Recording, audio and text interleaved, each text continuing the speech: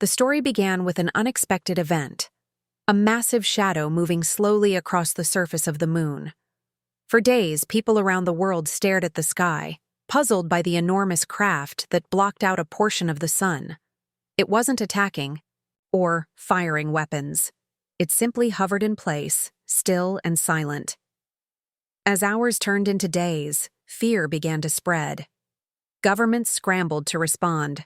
Fighter jets soared into the sky, their engines roaring, but the ship did nothing. It just loomed, like a dark cloud that refused to disappear. Meanwhile, satellites zoomed in, trying to gather more information. Despite all their efforts, no one could determine the origin or purpose of the vessel. Then, without warning, a message appeared on every screen, on every device, around the world. It wasn't a warning. It wasn't an invasion threat. It was a plea. The message read, "We are the Viridians. The galaxy has turned its back on us. We ask humanity for shelter." The words were simple, but the weight behind them was heavy. People were left in shock. For centuries, Earth had been the underdog, a young and inexperienced species in the grand scale of the universe. While humans had developed impressive technology, they had never been considered a threat by the other advanced races who ruled the stars. It was common knowledge that Earth was small and insignificant in the grand galactic scheme. But now, these strangers, these aliens, were asking for help. The Viridians had been rejected by the galaxy, their people abandoned by the very races they once stood alongside. The question immediately on everyone's mind was, why? Why had these beings come to Earth, of all places, to seek refuge? What had happened to their own people that they were desperate enough to reach out to the youngest and least powerful race in the galaxy? Some believed the Viridians were in danger. Others suspected a trap. The message had come without explanation or context, and no one knew if it was a clever deception or a true cry for help. Governments around the world reacted with a mix of fear, curiosity, and suspicion. Some pushed for immediate action, preparing defense strategies, sending fleets into space. Others, however, insisted on trying to communicate further, to understand the truth behind the Viridians' message. Meanwhile, people everywhere began to debate. Was humanity prepared for this kind of responsibility? Could they offer sanctuary to a race that had once been a part of a galactic empire? It was hard to imagine that the same galaxy which had always seen Earth as weak was now turning to humans for assistance. The questions seemed endless, and time was running out. What would Earth do? Would they turn their backs on the Viridians, or would they make a decision that could change the course of history? In the silence that followed, the world waited, gripped by the uncertainty of what might come next. The shadow above them was only the beginning.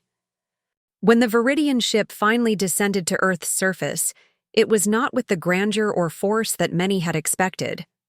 There were no armies of fierce armored soldiers stepping off the ship, no weapons pointed at the world below. Instead, what emerged were the weary survivors of a once proud race. Their appearance was unlike the terrifying monsters that had filled the minds of many. The Viridians were not tall and menacing, but rather frail and broken, with their silver skin dull and their eyes filled with sorrow. Some of them leaned on crutches or walked with help, their faces drawn and tired. The children clung to their parents, their expressions hollow, as if they had long since learned to survive in a world full of loss. These were not conquerors, but survivors of a galaxy that had left them behind. Standing at the forefront of the small group was Elaray, a figure who seemed both regal and burdened, the leader of this broken people. When she spoke, her voice carried a quiet authority that demanded attention. As the first of the Viridians stepped down onto Earth, they were met not with violence, but with the gaze of the world's leaders. The ground around them was barren, a symbol of their long journey and the hardships they had endured. President Aisha Monroe was the first to approach, her eyes scanning the crowd of alien faces.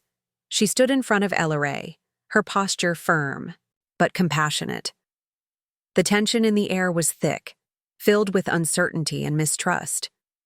Yet, there was no time for hostility.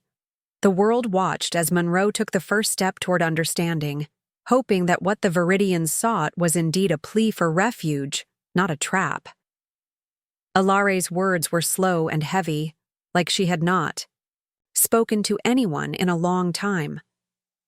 "We have lost everything," she said, her eyes never leaving the president's. "Our people are scattered, hunted, erased. We ask only for shelter. Earth is our last hope." The desperation in her voice was clear, but it was not the desperation of an invader. It was the desperation of someone who had nowhere else to turn. The silence that followed her words was deafening. No one knew what to do next. The Viridians were offering nothing more than their lives, lives that had been shattered by a galaxy that had turned its back on them. The world's leaders were left to make a decision that would determine not only the future of humanity, but the fate of a broken race. Could they afford to show mercy? Could they allow these alien refugees to find safety on a planet that had never asked for this responsibility? The questions swirled in every heart, yet it was clear that there could be no simple answer. The Viridians stood in the open, vulnerable and exposed. They were not demanding war or resources, just a place to heal and survive. Their eyes pleaded not for power, but for compassion. And as President Monroe looked into Alare's eyes, something shifted. It was clear that the galaxy had rejected them.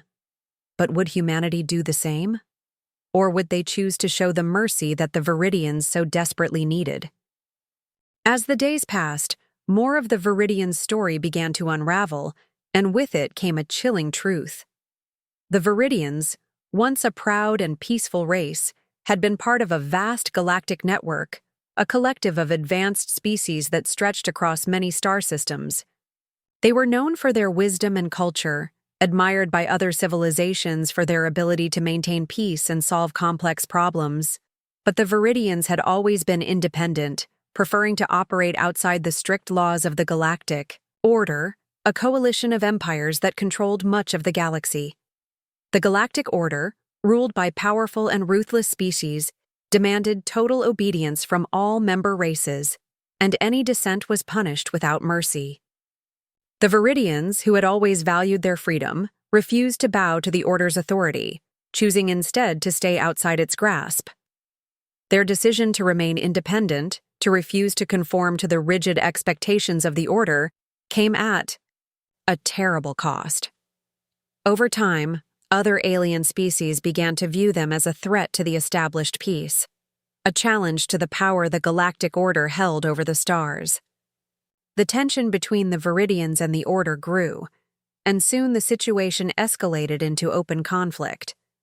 At first it was subtle: economic sanctions, trade embargoes, and small skirmishes at the edges of Viridian space.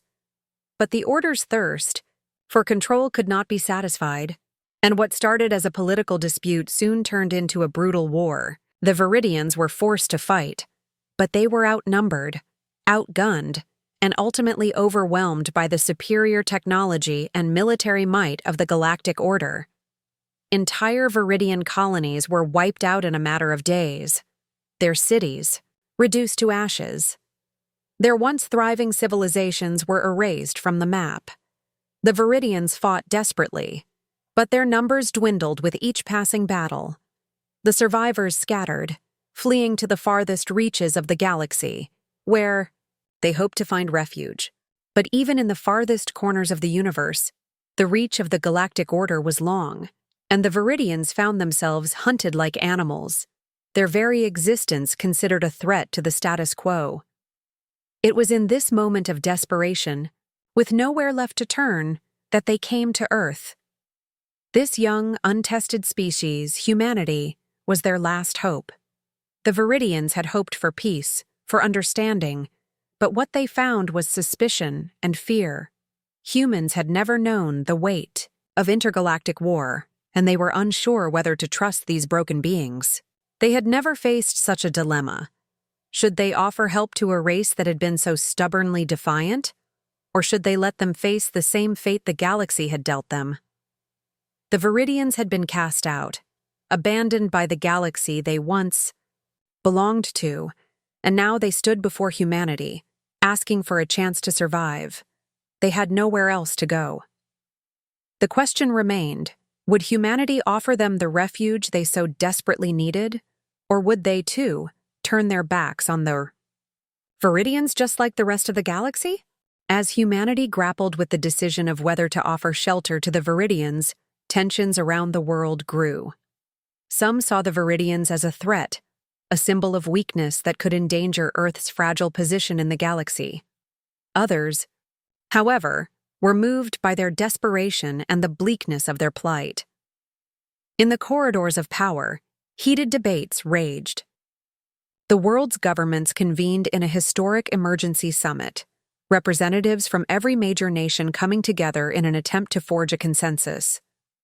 The room buzzed with the weight of the decision, as scientists, diplomats, and military advisors alike weighed in. There were those who feared that accepting the Viridians could provoke the wrath of the Galactic Order, unleashing a war that humanity was nowhere near prepared for. The fear of retaliation loomed large.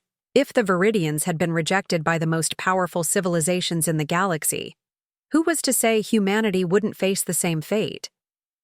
But there were also those who argued that humanity had never been a part of the Galactic Order, and that the time had come to step away from fear and show compassion. They pointed out that the Viridians had never sought conflict. They had simply wanted to live free, to remain independent. Many saw an opportunity to give the Viridians something they had lost, a chance to rebuild, to find hope again. And then there were the voices of ordinary people, watching the unfolding drama unfold on their screens. People saw the broken Viridians and asked themselves a simple question: what would we do in their place? On social media, a wave of support spread. Individuals posted their thoughts, shared the Viridians' message, and advocated for mercy. There was no easy answer, but the momentum for compassion began to grow. The debate took a pivotal turn when an unexpected figure entered the conversation. An elder Viridian, a member of their council who had long been in hiding. His name was Kalen, and he had witnessed the fall of his people. He had been one of the first to escape the destruction of their homeworld, and now he stood before the humans, ready to speak the truth of what had happened. Kalen's appearance on Earth's global network was both somber and urgent. His voice carried the weight of a species on the brink of extinction, and he began to explain the true horrors his people had faced. He spoke of the endless battles, the destruction of entire planets, and the crushing loss that had followed. He described the moments when entire cities had disappeared without a trace, the survivors scattered across the stars, struggling to stay alive. Kalen's words, though painful, carried a raw honesty that resonated with many. There was no pretension, no attempt to glorify the Viridian struggle, only a stark account of survival. And in the end, it was Kalen's words that turned the tide. The world, once filled with hesitation and fear, began to shift. People no longer saw the Viridians as just refugees, but as survivors, beings who had been broken by the galaxy's cruelty, now searching for a place to heal. The question was no longer about politics or military might. It was about mercy, about the humanity that defined them as a species.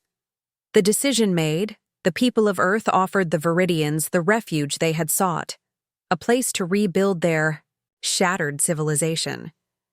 It was a choice that would define not only the future of the Viridians, but the future of humanity itself. The galaxy had rejected them, but perhaps Earth had not. The moment humanity extended its offer of refuge, the world held its breath. The Viridians, once proud and now broken, had been given a chance to rebuild. Earth's leaders spoke with unity, deciding to offer the Viridians a new home, but the real challenge lay in how that promise would be fulfilled. The first wave of Viridians arrived in Earth's cities, their eyes filled with a strange mix of gratitude and disbelief. They had not expected mercy, not after everything the galaxy had put them through. The sight of Earth's landscapes, filled with trees, rivers, and open skies, brought a wave of emotion to the tired refugees. They had traveled through the cold, empty stretches of space, and now, finally, they had a place that offered more than just survival. It offered a new beginning. The people of Earth, however, did not know what to expect. The first encounters were filled with uncertainty. The Viridians had been in hiding for so long that many were unfamiliar with Earth's modern ways, and their culture, though peaceful, was vastly different from humanity's. The language barrier was initially a problem, though advances in translation technology soon made communication easier. Despite the goodwill, there were moments of misunderstanding and awkwardness. Many of the Viridians were still traumatized by the destruction of their homes, and their expressions often carried a sadness that was impossible to hide. They had seen too much death, too much violence, and now, in this new world, they struggled to adjust to peace. Some of the Viridians, especially the younger ones, quickly adapted, eager to explore the possibilities of their new life. They marveled at Earth's technology, at the simple wonders of human culture, the arts, the music, the food. But for others, the scars of war ran deep, and they remained distant, haunted by memories they could not escape. Earth's citizens, too, were unsure of what this new chapter meant for them. Many wondered if humanity had made the right decision, given the uncertainty of the Viridians' past. There were fears that the Viridians might bring with them the same conflicts that had destroyed their homeworld. Yet, over time, something unexpected began to happen. The Viridians, despite their trauma, began to contribute. They offered knowledge that had been lost to humanity, insights into space travel, energy production, and medicine that had once been the hallmark of their civilization. In return, Earth's scientists and engineers shared their advancements, and a sense of cooperation began to grow. Slowly, the two species started to find common ground. It wasn't an easy process. Tensions still existed, especially when the scars of the Viridians' war were brought up, but the shared effort to rebuild something meaningful together began to forge a bond. Earth had offered refuge to a people who had lost everything, and, in return, the Viridians offered humanity the chance to be a part of something larger than themselves. They were no longer just a young species, isolated in the vastness of space. Now, they were part of a new galactic hope, one that had risen from the ashes of war and despair. It was not just the Viridians who had been given a second chance. It was humanity as well. The future was still uncertain, but with every small step forward, both races realized that they had the power to create something new, a shared legacy that would change the course of their worlds forever. As time passed, the alliance between humanity and the Viridians began to transform into something deeper. The two races, once strangers to each other, had found common ground, though the journey was not without its challenges. The Viridians, despite their initial gratitude for their new home, began to face new struggles. Earth's world was unlike the one they had known, and even the most peaceful of refugees found it difficult to adjust to a life of normalcy after enduring the horrors of war and loss. The memories of their fallen civilizations haunted them, and in the quiet of night, many of the Viridians would recall their former lives, their homes, and their people. There was no escaping the weight of their past, and some found it difficult to see a future ahead.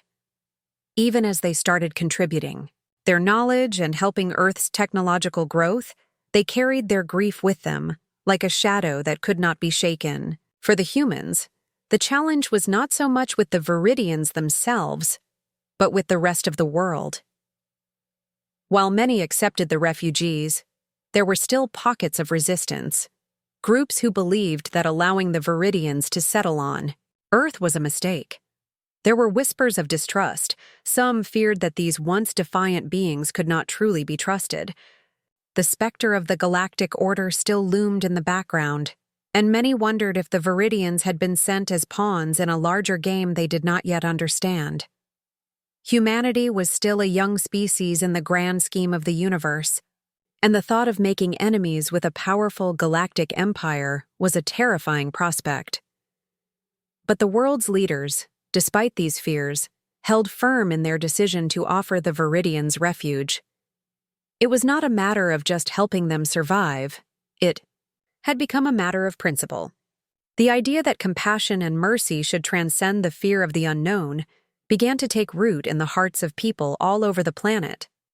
Slowly, the Viridians began to rebuild. They formed communities, established new homes, and started to heal.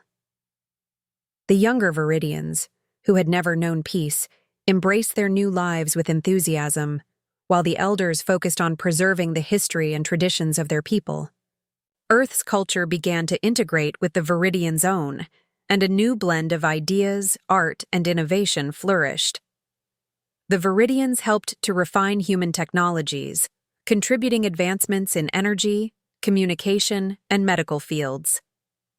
Yet the most important gift they offered was their perspective, seeing the universe not as a battleground, but as a place of cooperation and shared wisdom.